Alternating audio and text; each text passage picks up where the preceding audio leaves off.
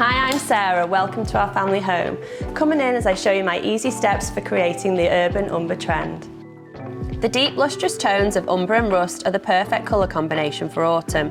In a family home, there's nothing better than sinking into a comfy sofa. I've created a cosy nook with warm lighting, cushions and throws to snuggle into, perfect to relax and unwind after a busy day. I like to add a reed diffuser, not only for the fragrance, but also as a decorative piece. A rug offers the perfect blend of comfort and practicality.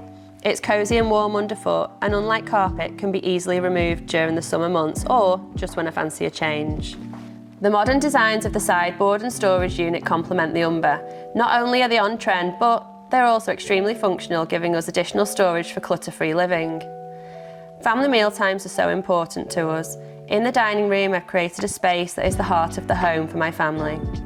The large dining table is perfect for comfortably gathering as a family or with friends, chatting and enjoying delicious home-cooked meals.